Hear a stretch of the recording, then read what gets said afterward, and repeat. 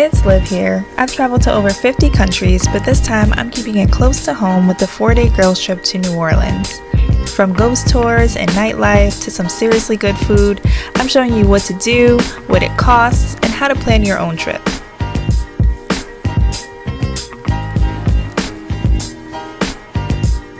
What's up, explorers? Welcome back to our channel.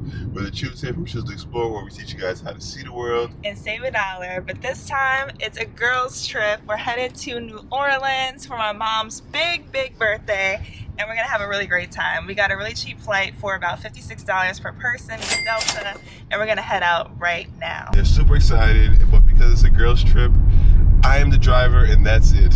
I am driving them to the airport and leaving the ladies by themselves, so let's pray for them.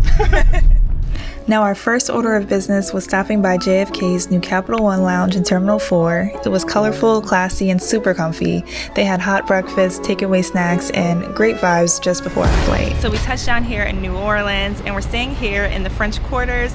Check-in, we're a little bit early for that, so we just dropped our bags at the Hyatt, and we just headed out to a really good spot for brunch. So we went to Ruby Slipper, which had a lot of really great options. I actually got the egg white omelet with spinach and mushrooms, and I also got a spiced vanilla latte, and that was really good. Really enjoyed it, and it was pretty affordable as well. I'd highly recommend you go there. Up next is a tour on vampires, witches, and all those type of things. It's gonna be spooky. It's gonna be spooky, so stay tuned. You got it.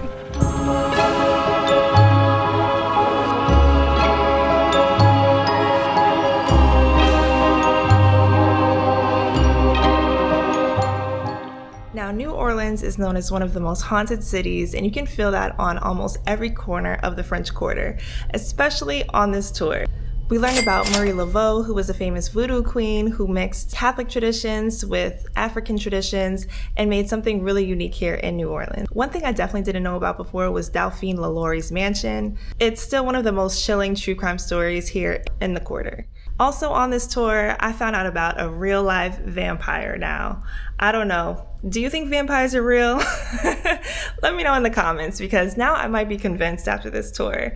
But it was really cool to see walk through all these different, very interesting places and realize just how different folklore and real history get tangled up, and you get all these really unique stories right here. After the tour, we stumbled upon this really adorable local bookstore, shelves packed floor to ceiling with old paperbacks, rare finds, and local authors you'd never spot in a big chain. Then we popped into a few tiny shops along the streets that caught our eye, and they had a bunch of different really cool sunglasses, vintage postcards, and a bunch of quirky things that you'd never plan for but somehow bring home.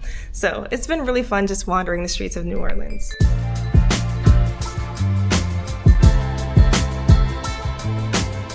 So we're staying at the Hyatt Centric right in the French Quarter, and it's honestly the best place for a nice family getaway. Our suite has 2 queen beds, a spacious couch for hanging out, and a big TV setup for winding down at night. The bathroom's roomy too. But the best part is that the doors open up to the pool deck. And after walking all over the city, we dropped our bags and we dipped our toes right into the pool. Not a bad way to kick off this New Orleans birthday trip.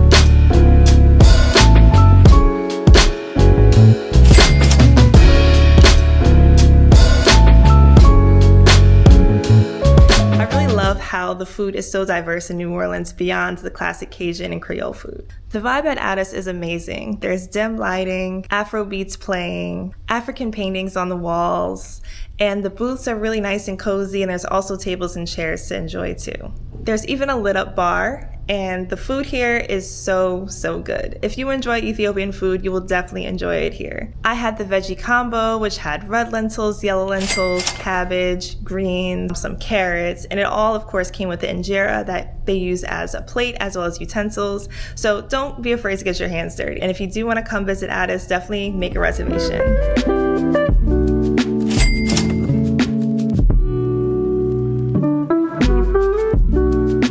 After dinner, we wound up at Bourbon Street, and you can find about any and everything here. There's neon lights, there's live music pouring out of every bar, people of all ages just soaking it in. We even popped into Sucre, which was a sweet little pastry shop, and we grabbed a few macaroons. They were pretty much worth every single bite. And it's such a fun way to end the night, just walking up and down Bourbon Street. It's closed off to pedestrians only at night, and so definitely check it out. You have to do it when you're in New Orleans. It's a bit touristy, but still definitely a must-do.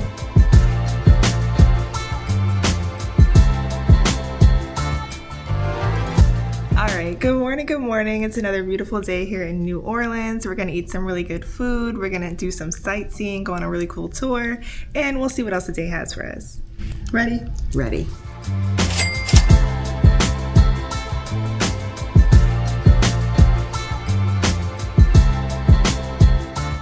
So we just had breakfast here at French Toast, which is right here on Decatur Street across from the French Market. It's a really cool diner style kind of a place. And of course we had to try the French toast. I also had the savory crepe, which had mushrooms, spinach, some cheese, some peppers. It was really good. What did you have? I had the French toast. Yes. And I had a side of grits. They seem to do grits really well down here. So everywhere I've gone so far, the grits have been really good. Yeah, really thick, creamy. I also had the grits too, and we also had coffee, so good option.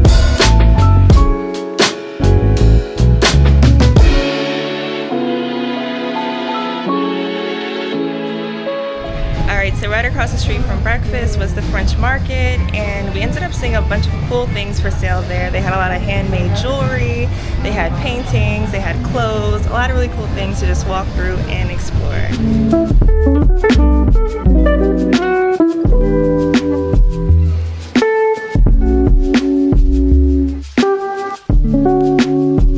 So we walked down through the French Market and we walked past Jackson Square, and right across is actually where the water is, so we wanted to walk over here and check it out. So it's pretty cool views to come see the bridge, the water area, really nice, more peaceful kind of area over here, so it's cool.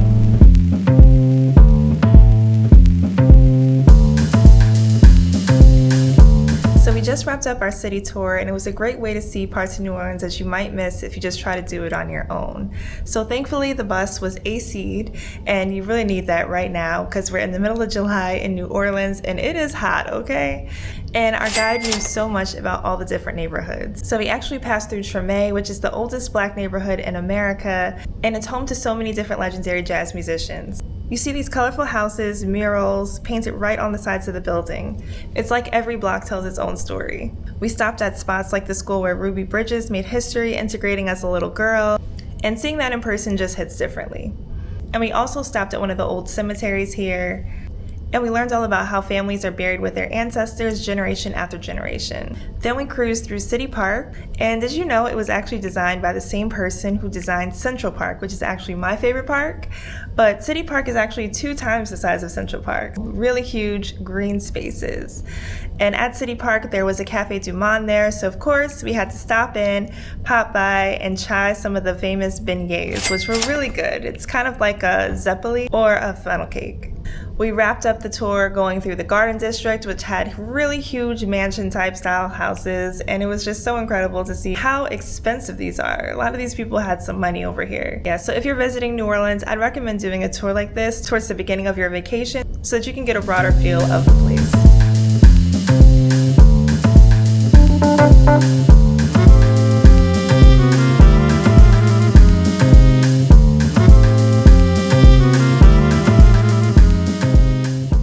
Up at a speakeasy called Salon, and it was a really nice, really cute place to go visit.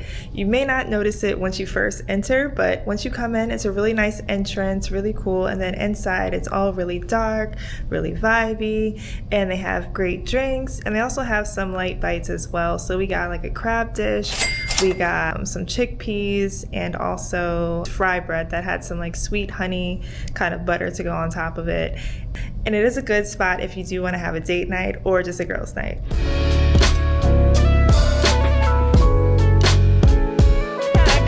Good morning.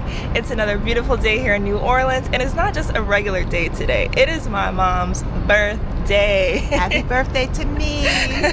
So that means we're doing everything that she wants to do today. So that started with going down to the lobby and getting a nice refreshing iced coffee. and heading straight to the pool. We're just gonna head out up here and relax for a little bit before brunch, and then we're gonna do whatever else she has in mind, so stay tuned.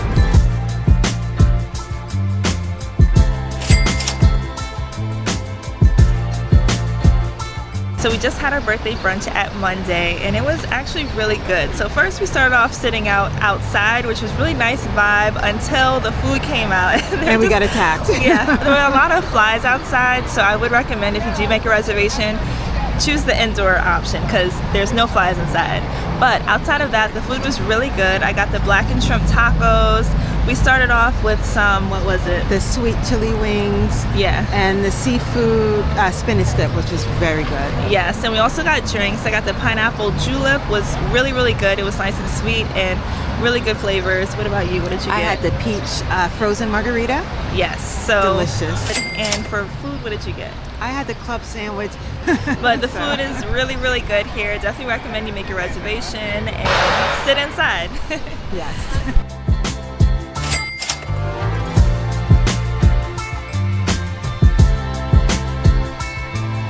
To continue the birthday festivities, we had a little mini pool party right here at the hotel. We got some snacks, we got some wine, and we had a really good time just hanging out, relaxing. But next up, we're gonna get ready to go to another speakeasy that was highly recommended. So stay tuned, let's check it out.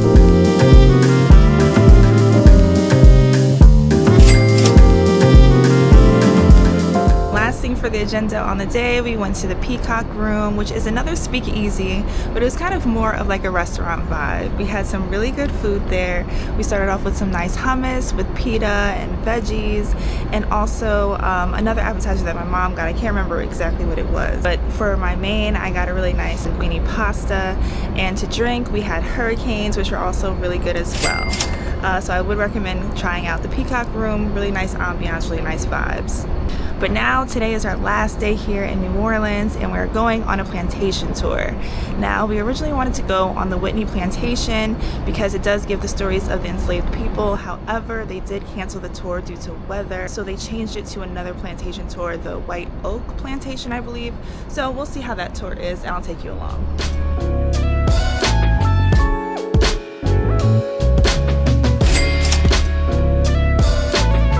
Alright, so we're here at Two Chicks for breakfast. We saw it had some pretty good ratings online. We got here and it's a very eclectic vibe. Seems like a lot of locals and tourists do come here. So we ended up getting the grits bowl, which had grits, eggs, veggies. You can also add meat to it if you'd like.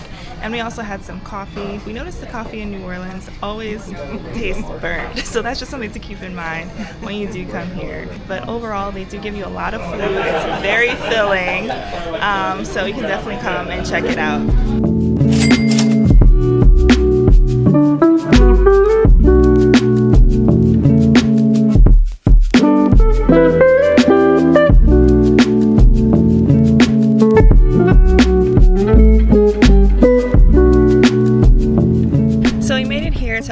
Plantation, and it's a really huge, expansive, really beautiful grounds, but so much history to learn about while you're here. All right.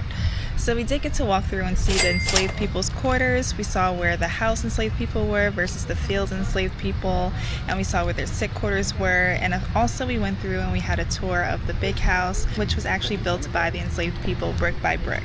So each brick they made by hand from the river that's right behind us.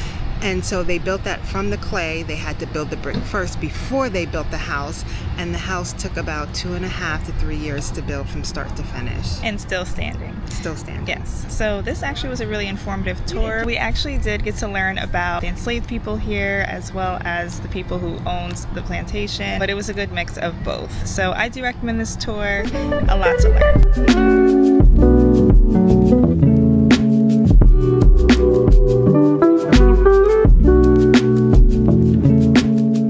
And to wrap up, we actually went to Deanie's, which was across the street from the Hyatt Centric right in the French Quarter. I had a really good shrimp and crab dip, and my mom tried the shrimp po' boy, and food there was really good. So we should have came here a little bit sooner, but it's a really good recommendation if you want some good seafood. Before heading to the airport, we made one last stop at the Goddess Collection. My mom's been following the owner of this shop online for years. So when we realized the shop was just 10 minutes from the airport, we knew we had to squeeze it in. It's huge, with wall-to-wall teas, oils, creams, and more. We all left with something right before heading to our flight. And just like that, our girls' trip to New Orleans comes to an end. Flights home were just $79 each. And if you enjoyed this one, be sure to like, comment, and subscribe, and we'll see you in the next one.